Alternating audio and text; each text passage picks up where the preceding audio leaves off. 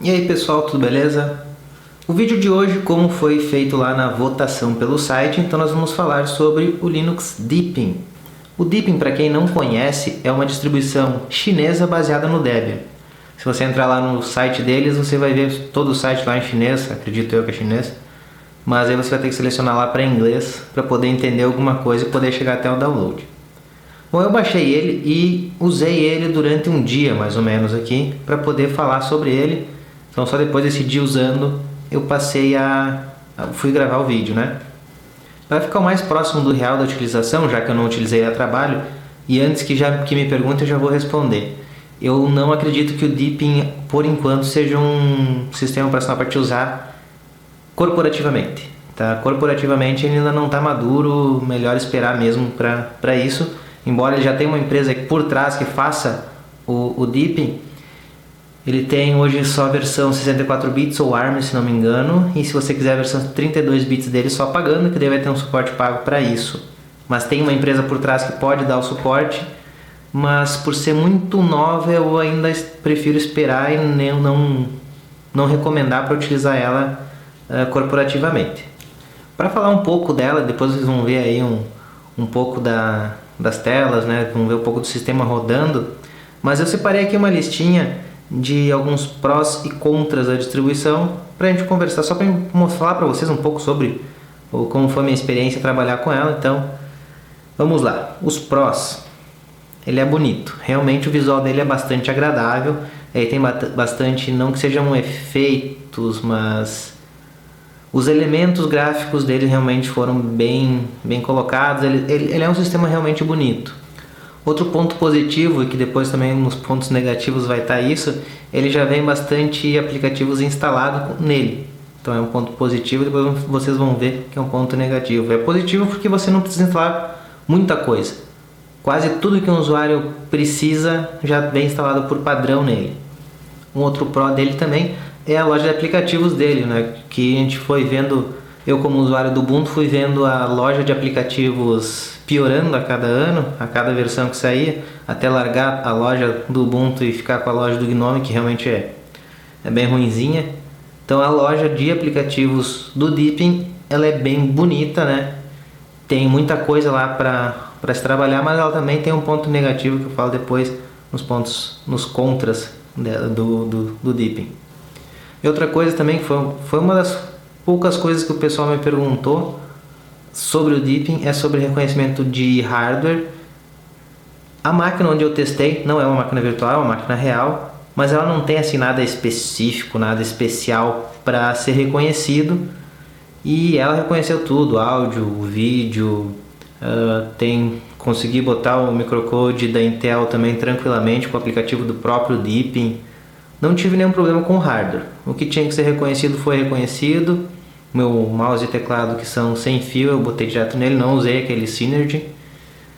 Mas reconhecimento de hardware tranquilo, tá ok, não tive nenhum tipo de problema. Agora vamos aos contras, né? É lógico que a minha lista de contras está maior que a de prós, né? Mas isso é normal. Eu sou bastante crítico ali com qualquer distribuição. Se um dia vocês me pedirem também para fazer críticas sobre o Unity, eu com certeza vou achar vários defeitos para poder apontar para vocês.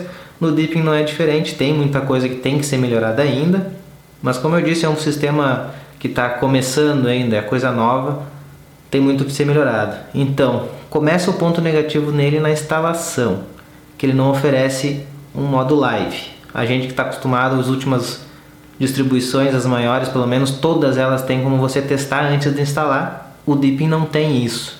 E depois ainda da instalação, você não tem um particionador. Tu pode selecionar qual a partição tu vai fazer o que, mas o particionamento tem que ser feito antes com uma ferramenta externa e não com o próprio Deepin. Então isso é chato, principalmente para quem é mais avançado, né? Agora o usuário comum talvez até seja indiferente, desde que ele não tenha outro sistema instalado e não vá usar esse outro sistema. Se ele for usar um outro sistema operacional junto, já fica chato, você vai ter que fazer o particionamento antes. Como eu disse antes, também o ponto positivo dele é um ponto negativo. Ele tem muita coisa instalada. O usuário não vai precisar instalar muita coisa. No entanto, ele vai ter muita coisa instalada que ele não precisa. Vai acabar tendo que desinstalar, ou deixa lá, mesmo ocupando espaço, não fizer diferença. Mas então é um ponto negativo também por isso. tem muita coisa instalada e talvez tu não vá usar metade do que está lá. Outro ponto negativo, isso é um ponto negativo porque é uma escolha pessoal minha, ele vem com o Google Chrome como navegador padrão. E eu não uso o Google Chrome a não ser para fazer Hangout. É o navegador de Hangout, porque não faz mais nada aqui no meu computador além do Hangout. E além também de ter o Google Chrome como navegador padrão, eu procurei alguns aplicativos que eu realmente preciso instalar na loja deles. Então, outro ponto negativo, embora tenha muitos aplicativos ali na loja, alguns, ou melhor, um especificamente que eu procurei não foi achado, eu tive que usar o terminal para instalar, que foi o Kdenlive. Audacity eu consegui, VLC, isso aí tranquilo, mas o Kdenlive eu tive que instalar via terminal. Embora a loja seja muito bem feita, muito bonita, infelizmente ela é lenta na procura. Chega até alguns pontos de tu achar que não vai nem encontrar o programa que está procurando, exatamente porque ele está ainda procurando e tu vê, pô, não vai achar, não achou esse programa, né? Mas do nada ele aparece, então ela tem que melhorar um pouco essa velocidade. É algo que outras lojas também têm como problema, não sei como é que vão resolver isso, se bem que até na loja do Ubuntu mesmo, quando era do Ubuntu, não a do Gnome, ele estava achando bem rápido e a do Gnome também encontra os aplicativos bem rápido. Tem como solucionar, então eles vão ter que trabalhar esse tipo de coisa aí. Um outro ponto negativo, e eu precisei usar e vi que realmente é lento demais, é o repositório padrão dele. Não sei se ele não suporta o número de usuários que está tendo ou o que, mas ele... Bom, para baixar um programa que seria coisa rápida, ele estava baixando a 2, 3, 4K. Aí tive que mudar o repositório padrão, consegui achar então o repositório mais próximo e bem rápido, que já é conhecido, da UFPR. Com ele eu consegui baixar tranquilamente, coisas em segundos, como eu precisava baixar mesmo, ou poucos minutos. Mas o repositório padrão dele, que vem instalado, vem configurado, ele é extremamente lento. Então isso é alguma coisa também a ser trabalhada pelo pessoal. E um ponto que eu acho extremamente negativo, até porque eu estou mal acostumado com isso, são as traduções para o português do Brasil. O sistema não está totalmente traduzido. Eu instalei um programa, por exemplo, o Firefox, e fui ver se eu achava a tradução dele no próprio sistema. No sistema eu não encontrei, então eu tive que apelar para plugins para fazer isso, o que é bem chatinho, né? A gente já está bem mal acostumado a ter todos os programas traduzidos para o português do Brasil, então até pelo sistema ser chinês, que é um ponto negativo também, até por isso ele não tem totalmente português do Brasil. Ficou um ponto bem negativo, na minha opinião. E o último ponto eu só notei quando eu fui fazer a transferência dos meus dados do meu computador para o computador de testes. Eu fiz isso pela rede. Velocidade da rede normal, tranquilo, mas a máquina ficou quase inutilizada enquanto eu estava fazendo esse tipo de transferência. Eram bastante arquivos, eu transfiro realmente tudo. Eu transfiro downloads, arquivos, né, não configurações. Então os downloads, vídeos, eu transfiro tudo para o outro computador para fazer os testes, para chegar mais próximo do que eu uso mesmo, do que eu tenho no dia a dia. E quando eu estava fazendo isso, o computador realmente sentou. Às vezes eu ia abrir um aplicativo, não sabia se tinha aberto, se não tinha aberto, e ele demorava para abrir. Eu tentava abrir de novo. Bom, tem coisa ali que eu tentei abrir umas 6 ou 7 vezes, até que uma hora começou a pipocar a janela do que eu tinha aberto, mas parecia que não estava funcionando o sistema, parecia que não vinha esse programa aberto. Depois que acabou a cópia desse grande volume de dados, aí sistema normal, sem problema nenhum. Bom, mas parar um pouco da faladeira aí, dá uma olhadinha aí no sistema, né? Eu dei uma pincelada aí para vocês dar uma olhada. Bom, gente, esse aqui então é o Deepin, né? Já instalado. Como eu disse antes ali para vocês, é um sistema bem bonito. Vamos conhecer só um pouquinho dele então. Inicialmente, os elementos que ele tem na tela é esta barra que tem para a gente iniciar os programas. E também a gente pode botar outros programas, os programas que a gente vier a abrir que porventura não estejam nessa barra, então é aqui que elas vão aparecer. E então nós temos aqui o primeiro botão, que é o lançador, né, parecida com o GNOME Shell e com o Unity. Então você digita aqui o programa que você quer abrir, ele vai aparecer. Ou então você também pode vir aqui e mudar a maneira com que ele é apresentado, então com categorias, né, lista com categorias. você pode ir direto para cada categoria. Ele vem com vários programas instalados, inclusive alguns proprietários, que achei bem estranho. Bem estranho também, eu achei que ele vem com o Crossover. E o Crossover ele é pago, mas ele está aqui instalado e está funcionando. Vocês viram aqui apareceu o programa depois que eu abri ele. Logo do lado nós temos então o Show Desktop para mostrar o desktop, né? Tem mais janelas abertas, por exemplo, aqui. E aqui ele vai sumir ou aparecer os programas.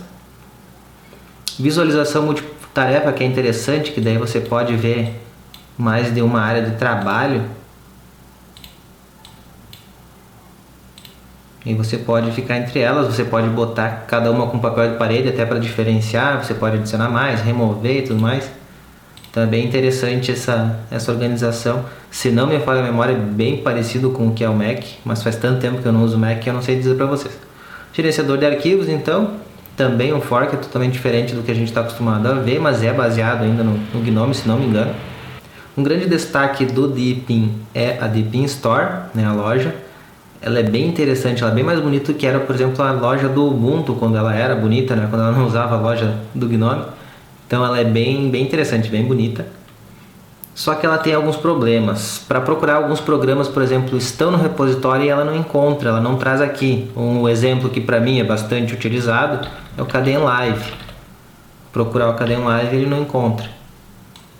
Outros programas ele encontra. O Audacity, por exemplo, que esse eu utilizo também, ele encontra para instalar. Eu instalei, tá? A gente aqui está para abrir, mas eu instalei ele. Pode clicar aqui no programa, ele vai trazer detalhes sobre o programa, né, dizendo o que é. E aqui algumas telas do programa também, para a gente poder ver mais ou menos como é que é o programa. E aqui tem algumas categorias, o principal, tem aqui os ranqueados, né, pelas estrelas, e assim vai, cada categoria com os seus programas. No caso do Kdenlive, por exemplo, eu tive que apelar para o terminal para fazer a instalação dele. Temos aqui o Deepin Music Player. Por padrão ele não acha todas as músicas, mas tem um botãozinho que você clicou ali, ele vai olhar todo o seu HD e vai achar as músicas. Então essas músicas aqui, que depois disso que ele procurou as músicas que tinham no meu HD. Ele é bem simplesinho assim, mas cumpre com a função dele. Temos aqui o Deepin Movie. Também bem simplista. Até vou abrir um arquivo aqui, que daí você tem ideia de como é que ele é rodando.